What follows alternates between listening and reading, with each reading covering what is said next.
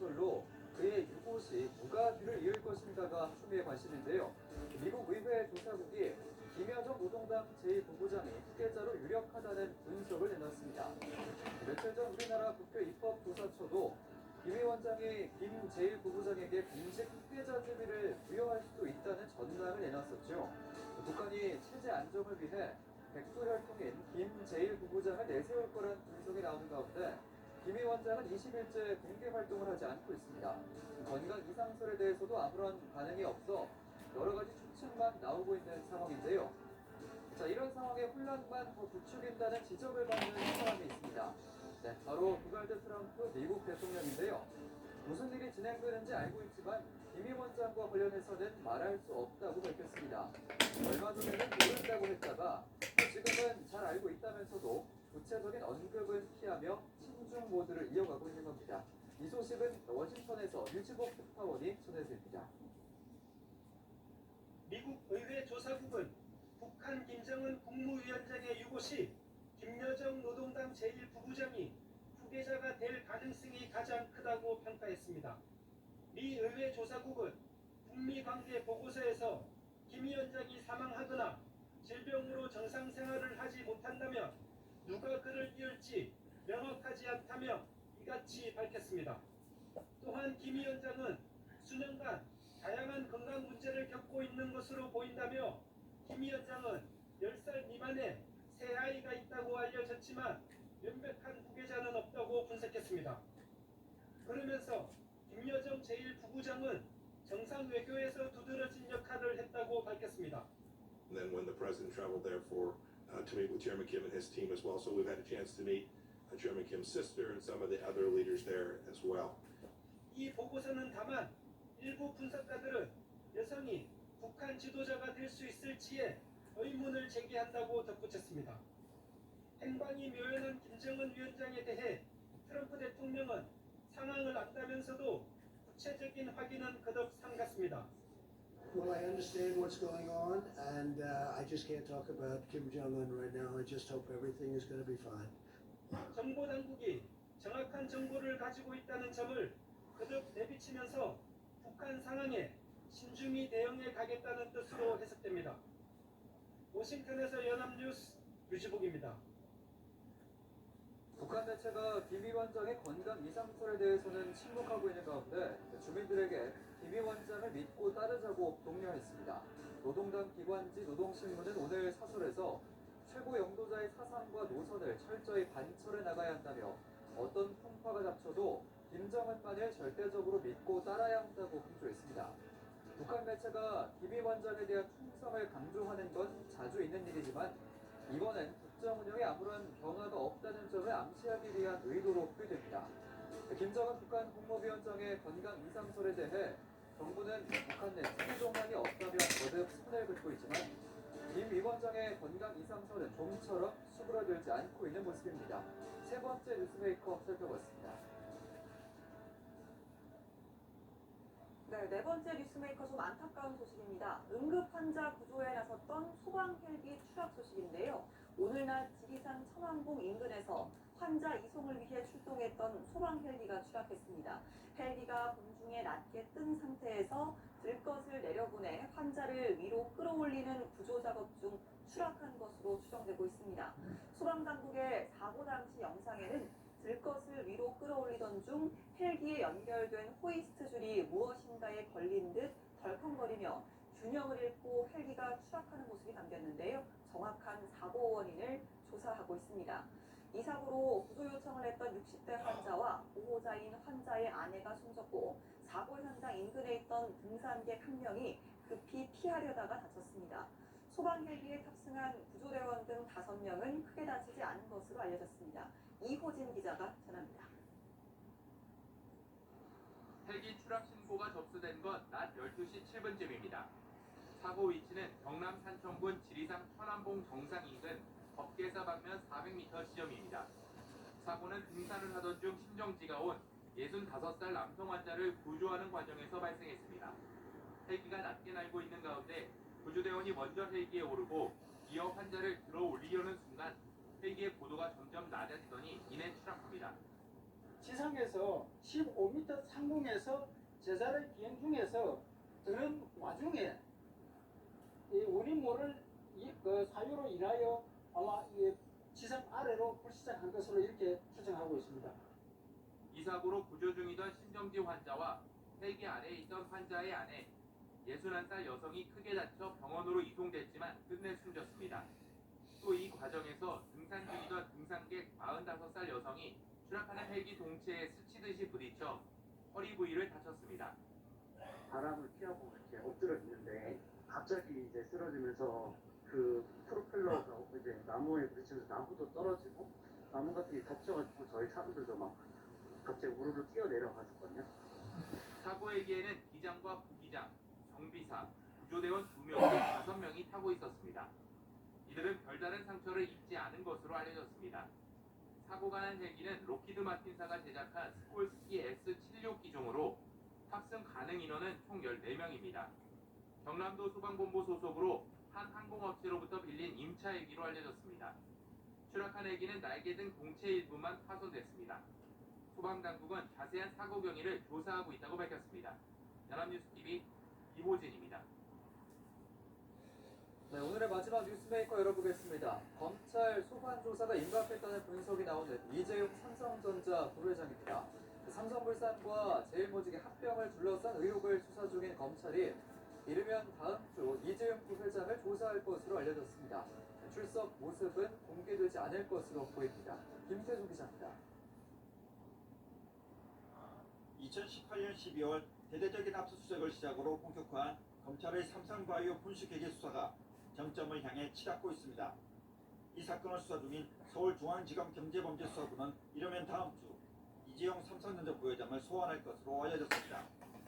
검찰은 최근 이영호 삼성물산 사장과 고한승 삼성바이오에피스 사장을 비롯해 전현직 삼성 핵심 인사들을 잇따라 조사하며 수사에 속도를 내왔습니다. 이들에 대한 조사가 사실상 마무리되면서 분식회계 최대 소외자로 의심받는 이 부회장 소환이 임박한 상황. 검찰 안팎에서는 이르면 다음 주 늦어도 이달 중순 이 부회장이 조사를 받을 것으로 내다보고 있습니다. 이에 검찰과 삼성 측이 이미 소환 일정 조율에 들어갔다는 관측도 나옵니다. 그러나 이 부회장이 소환되더라도 포토라인에는 서지 않을 것으로 보입니다. 지난해 11월 검찰이 사건 관계자에 대한 공개 소환을 전면 폐지하면서 소환 모습이 노출됐던 포토라인도 사실상 사라졌기 때문입니다. 검찰은 삼성바이오 분식회계가 이 부회장의 경영권 승계를 위한 지배구조 개편 작업의 일환으로 이루어진 것으로 의심하고 있습니다. 당시 자회사 삼성바이오의 분식회계를 통해 제일모직의 가치를 부풀리면서 이 지분을 많이 갖고 있던 이 부회장이 경영권을 장악할 수 있도록 유리하게 평가됐다는 겁니다. 경찰은 이 부회장을 소환한 뒤 당시 삼성 핵심 인사들과 함께 처벌 수위를 결정할 것으로 알려졌습니다. 연합뉴스TV 김태종입니다. 한편 이재용 부회장은 현재 국정농단 사건으로 파기환송심 재판을 받고 있는데요. 재판은 불공평 진행을 우려한 특검이 재판부 교체를 요구하면서 중단된 상태입니다. 재개되기까지는 시간이 더 걸릴 것으로 보입니다. 나왕진 기자입니다. 이재용 부회장이 박근혜 전 대통령에게 뇌물을 준 혐의 등 이른바 국정농단 사건으로 대법원 판결을 받은 것은 지난해 8월. 대법원은 종전 2심에서 인정한 부분 외에 최서원 씨 딸 정유라 씨에게 타도록 준 말 3마리 가액 34억 원 등도 뇌물에 해당한다며 서울고등법원에서 다시 재판하도록 했습니다. 대법원에서 유무죄 결론은 내렸고 사실상 형을 정하는 절차만 남은 상태이기 때문에 파기환송심 선고는 그리 오래 걸리지 않을 것으로 전망됐습니다. 하지만 지난해 10월 서울고법 형사 1부 심리로 열린 재판에서 재판장이 이 부회장에게 실효적인 준법감시제도 마련 등을 당부하면서 논란이 됐습니다. 삼성은 이에 올해 초 그룹의 윤리 경영을 감시할 준법감시위원회를 출범시켰는데 재판부가 이후 준법감시위 활동을 양형에 반영할 수 있음을 내비친 겁니다. 박영수 특별검사팀이 지난 2월 말 편향적 재판 진행이라며 재판부를 바꿔달라는 기피 신청을 내면서 재판은 중단된 상태. 지난달 17일 서울고법은 불공평한 재판 염려를 입증할 객관적 사정이 없다며 기피 신청을 기각했지만 특검이 대법원에 재항고하면서 재판은 지난 1월 이후 지금까지 답보 상태입니다. 대법원이 기피 여부에 관한 결정을 내려야 재판이 재개될 수 있는데 앞서 사법농단과 관련해 기소된 임종원 전 법원행정처 차장의 재판부 기피 신청 재항고에 대한 대법원 결정까지는 넉 달 이상 걸렸습니다. 연합뉴스 TV 나박진입니다.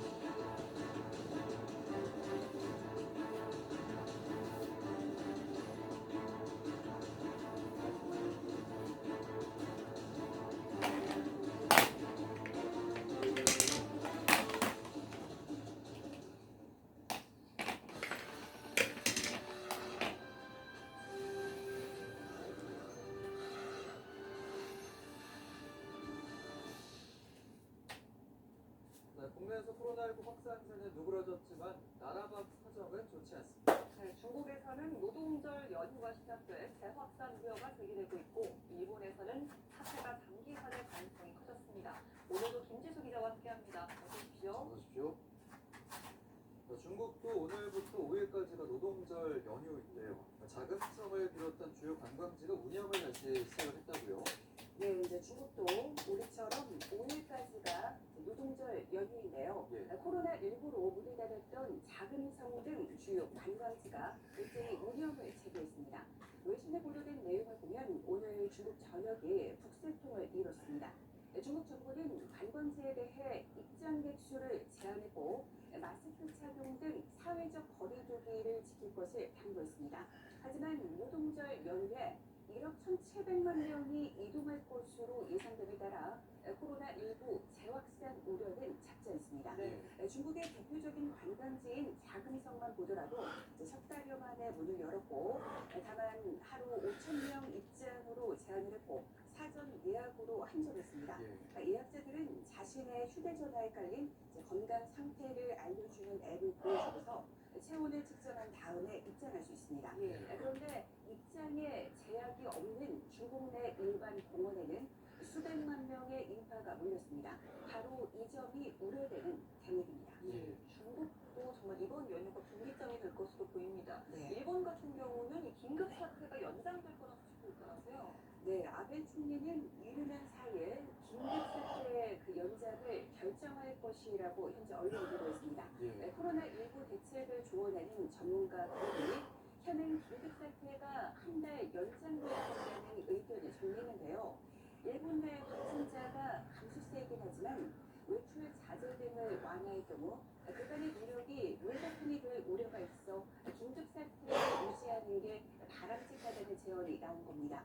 그래서 오는 6일까지 효력이 있는 긴급 사태가 한 달 더 연장될 것으로 전망이 됩니다.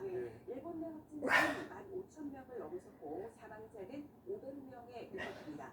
그 일본의 안타까운 상황을 보여주는 외신 보도가 있었는데요. 응급 환자 이송이 지연된 사례가 일주일 사이 무려 1,600건이 넘었다는 겁니다. 구급대원이 응급 환자를 이송할 수 있는 병원을 확보하지 못해서 30분 이상 그 지연된 사례인데요. 이는 1년 전보다 한 90% 넘게 늘어난 규모입니다. 심지어 코로나19 환자가 상담조차 받아보지 못하고 숨을 거둔 사례들이 잇따르는 것으로 알려졌습니다. 일본의 응급의료 체계가 재기능을 하지 못하고 있다는 지적도 피해갈 수 없을 것 같습니다. 전 세계 소식 계속 알아보고 있는데요. 영국 같은 경우에 이제 세계에서 세 번째로 가장 많은 그 사망자가 나온 나라가 됐습니다. 네, 영국이 그 영국 내 사망자가 27,000명에 육박하고 있습니다. 사망자가 급증한 건 요양원에서 숨진 이들을 한꺼번에 다녀왔기 때문인데요. 그동안 영국 보건부는 병원에서 숨진 사람들만 지키었습니다. 영국 언론 더 타임스는 영국이 유럽에서 최악의 충격을 받는 그런 경로를 갖고 있다고 지적했고 조지 유스티스 환경부 장관은 유럽에서 영국이 사망자가 가장 많은 국가나 그런 가능성이 있다고 인정했습니다. 그리고 미국에서조차도 영국 내 사망자가 최고 6만 6천 명에 달할 것이라는 그런 전망이 나왔습니다. 또 영국에서는 그 마스크 등 그런 의료 물자가 다른 유럽에 비해서 많이 부족한데요. 의사들이 입는 그런 가운마저도 모자라는 실정입니다. 그런데 영국 당국은 의사들의 그 가운이 부족하면 의사들끼리 가운을 돌려서 입으라 이런 지침을 내리고 있습니다. 그러니까 당국이 얼마나 안리하게 대처하고 있는지를 알 수 있습니다. 그런데 존슨 총리는 봉쇄 조치로 중단된 경제를 다시 가동하기 위한 방안을 다음 주 발표할 예정입니다. 영국 정부가 너무 성급하게 봉쇄를 완화하는 것 아니냐는 우려가 나오고 있습니다. 지금 피해가 좀 가장 심각한 곳이 미국이잖아요. 네. 미국인들도 대부분 마스크를 좀 착용을 하는 모습을 많이 보는데 유독 좀 고위 지도층은 착용을 안 하더라고요. 근데 이번에 펜스 부통령이 마스크를 좀 쓰고 나타났습니다. 네, 그래서 좀 화제가 됐었는데요. 그 화면으로 그 이제 마이클 펜스 미국 부통령이 이제 마스크를 쓴 모습을 볼 수 있는데요. 그 하루 전인 지난달 30일 인디애나주 자동차 업체인 그 GM 공장을 방문했을 때입니다. GM은 이달 초부터 인공 호흡기를 생산하고 있습니다. 펜스 부통령이 카메라 앞에서 마스크를 쓰고 나온 건 처음입니다. 처음이고 마스크를 쓰지 않는 사람들 그런 사람들도 이제 다음 사진에 볼 건데요. 다음 사진은 펜스 부통령이 마스크를 쓰지 않는 모습입니다. 주변 사람들은 마스크를 모두 착용했습니다. 이 사진은 그 이틀 전 미네소타주의 병원을 찾았을 때입니다. 혼자 마스크를 쓰지 않아서 펜스 부통령은 공연을 치르기도 했습니다. 그런데 하루 사이에 GM 공장을 방문한 펜스 부통령 그리고 동행한 인사들 모두 마스크를 썼습니다. 여태껏 트럼프 대통령은 물론이고 본인 당국자들 역시 마스크를 착용하는 일이 없었습니다. 펜스 부통령이 공개 접상에서 마스크를 착용한 의도에 대해서는 알려진 게 없는데요. 그 여론을 의식한 이유일 수도 있겠고 뒤늦게 마스크의 효과를 깨달은 것일 수도 있겠습니다. 최근 마스크 착용은 바이러스 확산 방지에 큰 도움이 되는 것으로 확인되면서 유럽에서도 공공 장소에서 의무화하는 국가들이 늘고 있습니다. 그렇군요. 김 기자가 석 달 가까운 시간 동안 코로나19와 관련된 소식들 정보도 많이 전해주셨는데 오늘이 마지막입니다. 좀 아쉬운데 그동안 또김 기자가 의료 분야를 오래 취재해 오면서 이 시간을 빌어서 시청자분들에게 마지막으로 당부하신 말씀이 좀 있을 것 같은데 전해주시겠습니까? 네, 제가 좀 한 가지만 당부를 드리겠습니다. 제가 2015년 메르스 때도 또 코로나 사태 19 때 그 초반 때도 말씀드렸던 건데요. 코로나19를 비롯한 신종 감염병을 두려워할 필요는 없지만 경계해야 한다는 겁니다. 이건 국내외 전문가들이 공통적으로 강조하는 메시지이기도 합니다. 그러니까 코로나19가 종식되더라도 사실상 지구 온난화 등의 영향으로 앞으로 새로운 그야말로 미질 감염병은 발생할 수밖에 없습니다. 그러니까 예방 백신이 개발되기 전까지는 위생 수칙을 생활하고 전문가 그룹과 보건 당국이 권고하는 사항을 준수하는 것밖에 사실상 방법이 없습니다. 더 나아가 코로나19가 종식되더라도 언제든 신종 감염병이 발생할 수 있다는 경각심을 가지고 현재 지키고 있는 위생 수칙이 예방 백신이라는 점을 꼭 기억하셨으면 합니다. 그동안 김지수 기자 덕분에 좀 친절한 설명으로 보다 좀 쉽게 코로나19를 이해할 수 있었던 것 같습니다. 그동안 고생 많으셨습니다.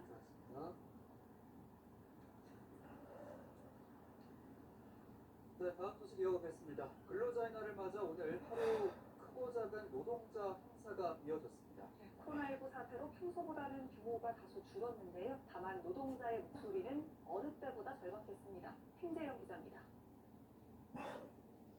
올해 근로자의 날은 예년보다 조용한 분위기였습니다. 매년 수만 명이 모여서 도심에서 세계 노동절 대회를 열었던 민주노총은 기자회견으로 행사를 대신했습니다.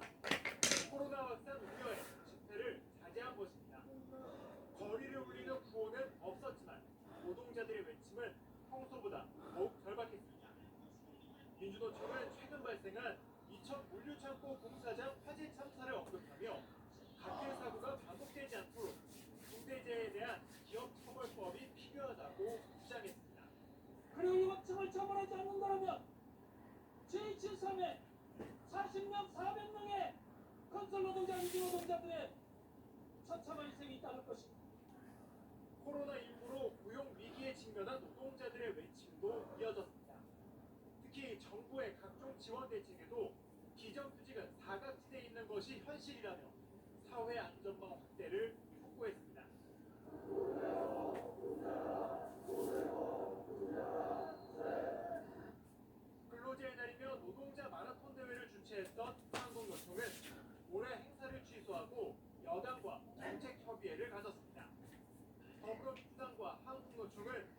노동자를 보호해야 코로나19 경제 위기를 해결할 수 있다는 것에 공감하고 관련법 제정을 함께하기로 했습니다.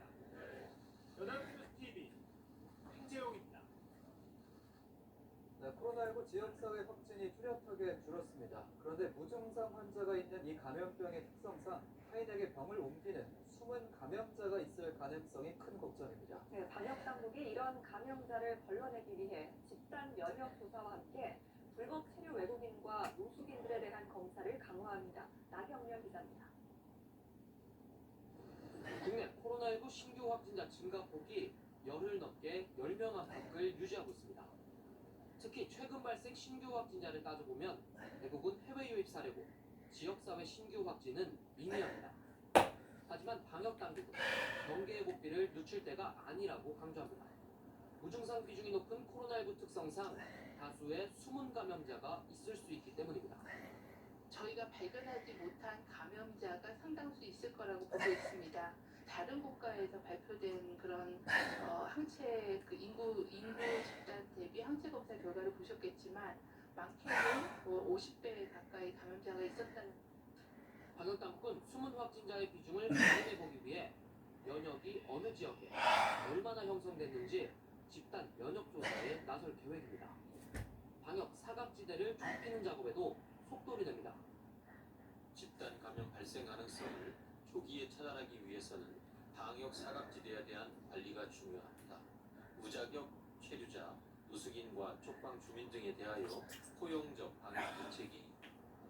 노숙인과 쪽방 주민들은 국가 결핵 검진을 받을 때 코로나19 검사를 받을 수 있습니다. 39만 명의 불법 체류 외국인들은 추방에 대한 부담 없이 검사와 치료를 무료로 받을 수 있도록 이들에 대한 단속을 유예할 계획입니다. 연합뉴스TV 나경길입니다. 경북 김천 지역의 낮 최고 기온이 33.4도를 기록하는 등 올해 들어 가장 무더운 날씨를 보였습니다. 이달 20일부터 폭염 대책 기간이 시작되는데요. 네, 대구시를 비롯한 지자체들은 코로나19 방역과 함께 폭설이 방역 대책에 고심하고 있습니다. 정재훈 기자입니다. 등교개학을 앞둔 초등학교 교실마다 소독약이 뿌려집니다. 30도를 웃도는 무더운 날씨 속 방역작업 지원에 나선 군장병들은 방역복으로 완전 무장했습니다. 두터운 방역복 안으로 땀이 비오듯 흐르고 얼굴은 땀으로 범벅입니다. 소독을 마친 대원들은 물을 마시며 더위와 갈증을 잊습니다. 땀을 그렇게 흘리지를 않는데 오늘 날씨가 상당히 무더워서 힘든 건 없는데 우리 대구 시민들이 굉장히 힘들어하고 어려워하는데 이렇게 나와가지고 방역활동 하니까 굉장히 고맙고. 따뜻한 선풍에다 맑은 날씨에 낮 동안 강한 햇볕이 내리쬐면서 대구와 경북 일부 지역은 낮 최고 기온 30도를 넘어섰습니다. 코로나19에 가장 많은 확진자가 나온 대구시는 본격적인 무더위를 앞두고 대책 마련에 비상에 걸렸습니다. 당장 오는 20일부터 9월 말까지 운영되는 폭염 대책 기간 무더위 쉼터 개방 여부도 불투명합니다. 그동안 대부분 노인 편의시설들은 무더위 취약계층인 노인들을 위해 무더위 쉼터로 운영돼 왔지만 지금은 코로나19 감염 확산을 막기 위해 모두 폐쇄된 상태입니다. 지금 현재는 코로나19 대책에 따랐습니다. 예를 들어 사회적 거리두기를 하라 그러면 사회적 거리두기를 기본 전제로 하고 시설 운영이라든지 그런 대책을 그 안에 맞춰가지고 좀 수립하려고 하고 있습니다. 정부는 지자체 등 현장 의견을 수렴해 전국에 공통된 폭염 대책을 마련할 계획입니다. 연합뉴스TV 정준입니다. 황금 연휴에도 코로나19 신규 확진자가 안정적인 추세를 이어가는 가운데 문재인 대통령이 청와대 인근의 한 곰탕집에서 참모진들과 점심을 먹었습니다. 문 대통령은 오찬 장소에서 소상공인과 자영업자가 어려운 상황인데 이제 지역사회 내 코로나19 감염 확진자는 거의 없으니 식당을 활발히 이용해줬으면 한다고 당부했습니다. 노영빈 비서실장과 정의용 안보실장 등이 점심을 함께 먹었는데 청와대 측은 사회적 거리두기를 감안해 일정 간격을 유지하면서 식사를 했다고 설명했습니다. 정부가 전국민 긴급재난지원금 지급을 위한 12조 2천억 원 규모의 2차 추가 경정 예산 배정 계획안을 의결했습니다. 정세균 국무총리는 국무회의 모두 발언에서 국민이 재난지원금을 빠르고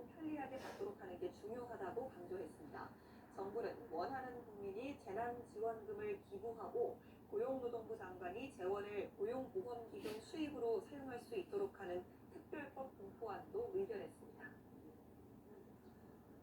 네, 따라서 이제 며칠 뒤면 가구당 최대 100만 원의 긴급재난 지원금이 지급되기 시작하는데요. 더불어민주당은 이 지원금을 자발적으로 기부하는 분위기 조성에 나섰습니다. 네, 미래통합당은 반강제 기부가 돼서는 안 된다며 우려를 제기했습니다. 최덕재 기자입니다.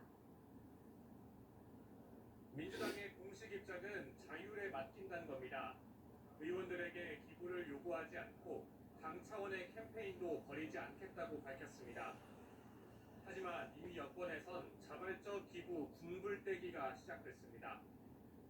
송영길 의원은 기부하면 15% 세액공제도 받을 수 있다며 기부를 선언했고, 백혜련 의원도 높은 시민의식을 기대한다며 동참했습니다. 민주당 입장에선 기부가 확산되면 적자 부채분을 일부 만회할 수 있고, 성과가 좋으면 3차 추경에도 힘을 실을 수 있습니다. 기부하겠다 이렇게 표명을 하시는 고소득층이나 사회지도층이나 국민들이 많아진다면 그만큼 추가적인 재정 소요가 줄어들게 되겠죠. 통합당은 자칫 기부를 압박하는 분위기로 이어지면 코로나19 사태로 생계난을 겪는 국민을 지원한다는 취지가 퇴색할 수 있다고 우려했습니다. 국민에게 지급했으면 지급한 걸로 끝나야지 기부를 유도해서 뭘 충당한다. 이런 정책은 아주 잘못된 정책이고, 여권이 앞장서 분위기를 조성하면 정부 눈치를 봐야 하는 공무원과 기업들이 압박에 시달릴 수밖에 없어 사실상 기부 가이드라인을 제시한 것이라고 지적했습니다. 2차 추경안 본회의 표결에서 반대표를 던진 통합당 장제원 의원은 지원금을 돌려주는 국민만 착한 국민이냐며 국민의 선의를 강요하는 어처구니 없는 정책을 펼치고 있다고 비판했습니다. 연합뉴스TV 최덕재입니다. 네, 미래통합당의 운명을 쥔 원내대표 경선 레이스가 시작됐습니다. 당 위기와 혼란 속에 이번 원내 지도부의 역할도 어느 때보다 막중한데요. 네, 4선에 성공한 이명수 의원이 연합뉴스TV 인터뷰를 통해 후보군 중 처음으로 공식 출마 의사를 밝혔습니다. 최지숙 기자입니다. 총선 참패 수습과 당 진로 결정이라는 무거운 짐을 동시에 떠안게 되는 통합당 차기 원내 지도부. 황교안 전 대표 사태와 김종인 비대위 표류로 당장 방향키를 잡을 선장이 절실한 상황에서 사천타천 거론되는 후보군만 거의 10명에 달합니다. 8일 경선을 앞두고 눈치 싸움이 본격화한 가운데 사선의 이명수 의원이 가장 먼저 공식 출사표를 던졌습니다. 당의 실리를 근본적으로 개선하는 추진력있는 지도부가 필요하다고 판단을 합니다. 그런 일을 할 수 있는 사명감과 책임감을 가지고 준비하겠습니다.